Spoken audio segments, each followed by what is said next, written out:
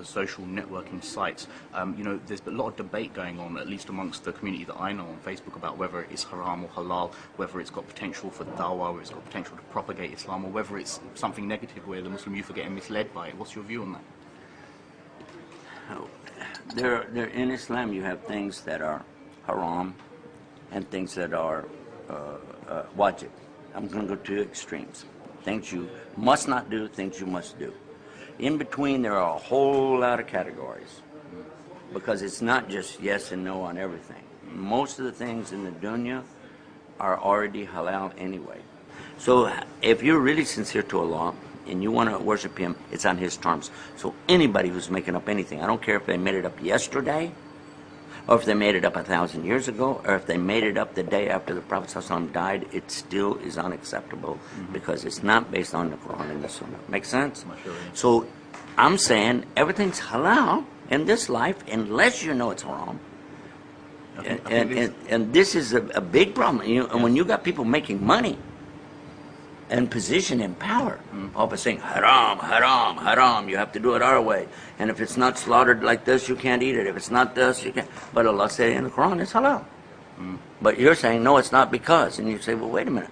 If you said no, it's not, you have to have a big evidence now, because Allah said clearly something is halal. Now you're coming back and saying yes, but your yes, but better be pretty strong. Because if you say something about the Quran or the Hadith, which is not true, that can win you a seat in a hot place. I love the way that this discussion has been going on through the ages. I'm sure 1,000 years ago they're having this same discussion. Like now, say Facebook and YouTube are like issues amongst the youth, and some of the youth are saying Facebook is haram because it's innovation, it's this, it's that. But you know, there's always these arguments left or right.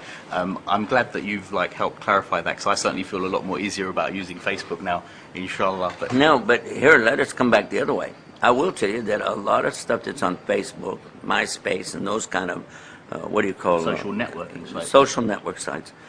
A lot of this stuff is haram because they're using it the wrong way. But if you said, give me that knife over there. Watch. If you said, okay, you're going to stab me, is a knife is a knife is haram?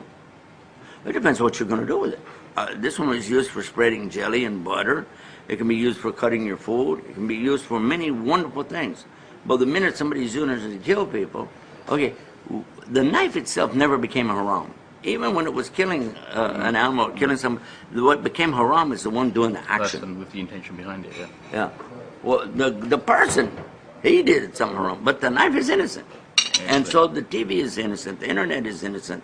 All of these things are innocent from what you're doing, but you're the one doing it. So you have to be responsible. You want to use Facebook, MySpace, any social network, then use your brain before you start out. The pictures you want to put on there, are the pictures themselves acceptable? Is it something you would show to your mom? Is it something that you would show to your dad? Is it something you would take in the masjid? And in many cases you say, well, not really, I wouldn't do that. Well, then think about it. And inshallah, that one was especially for the Facebook crowd here in the UK. Assalamu alaikum. Okay, Brother Yusuf, we're going to have to move. Let's go. Assalamu alaikum.